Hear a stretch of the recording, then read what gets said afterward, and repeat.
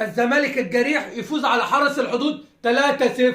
3-0 يا عم. بنكسب مين؟ حرس الحدود. مين حرس الحدود؟ ده اخر الدوري يا عم، اخر الدوري يا عم. مش فريق على قده، ده فريق مشطب كرويا. النهارده الزمالك حسسني اللي هو بيلاعب مركز شباب الحبانيه. مش عايز جمهور الزمالك يتخدع، مش عايز جمهور الزمالك يتخدع بالاداء. احنا بنقابل فريق متواضع، احنا بنقابل اخر فريق في الدوري، فريق هبط بنسبه فوق ال 50%. النهارده اداء الزمالك اداء عادي.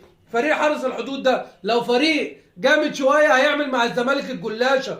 والله العظيم النهارده الفريق على قده خالص يا جماعه. فريق حرس الحدود مش فريق اللي انت تقيس عليه مستوى نادي الزمالك. بس احنا بنقول ايه؟ اهم حاجه الثلاث نقط. الحمد لله النهارده هنبات في المركز الرابع. طب احنا كنا لسه بايتين في المركز الرابع، واحنا هنفضل طول عمرنا في المركز الرابع يا جدعان؟ واحنا كل ما نكسب مباراه نلاقي نفسنا في المركز الرابع. والنهارده لعيبه الزمالك بتقول لجمهورها ايه؟ احنا لعيبه وفيه، بنوعدكم بالكونفدراليه. كونفدراليه ايه؟ كونفدراليه الله يخرب بيوتكم. واحنا عايزين، احنا فرحانين ان انتوا هتلعبوا في الكونفدراليه.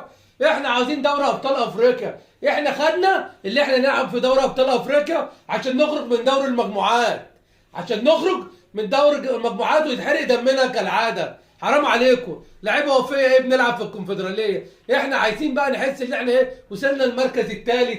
رقم 3 ده بقى رقم يعز علينا كزملكاويه بجد يا جماعه. احنا بنحب رقم 3 دلوقتي، اكتر الارقام بنعشقها. ليه؟ لان نقابل اي فرقه نخسر 3، نخسر هنا 3، نخسر 3. ربنا كرمنا وكسبنا الحرس 3، يبقى الرقم ده غالي على نادي الزمالك. عشان كده العالم كله بيتكلم على نادي الزمالك وبيقول عليه الزمالك ابو 3. يبقى كده ده فخر لينا، رقم 3 ده فخر الزملكاويه. نرجع للمباراه. كابتن مدحت عبد الهادي النهارده وهو بيدير المباراه بيفكرنا في فيلم ايه؟ الصبر في الملاحات. واقف بره، وطبعا الراجل الكولومبي المدير الجديد راجل عالمي وراجل واخد بطولات. بس اهم حاجه نوفر له الاستقرار يا جماعه. الراجل ده عاوز استقرار، ولا عايز مناوشات، ولا عاوز حد يتدخل في الفرقه. الراجل ده عاوز هدوء عشان يرجع الفرقه للمسار الصحيح، عشان احنا ماشيين في طريق مظلم. نادي الزمالك ماشي في طريق ضلمه يا جماعه، والناس كلها عارفه الكلام ده هو.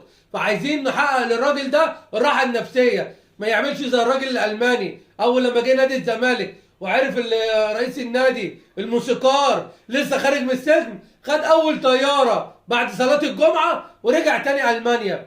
النهارده بقول 3 نقط مهمين، خلونا ثابتين في المركز الرابع. كل ما نكسب مباراه نبقى في المركز الرابع، كل ما نكسب مباراه. احنا عايزين بقى الرقم بتاعنا، عايزين نبقى الثالث. وزي ما لعيبه الزمالك النهارده قالت لجمهورها احنا لعيبه وفيه، هنلعب في الكونفدراليه. يا فرحتي.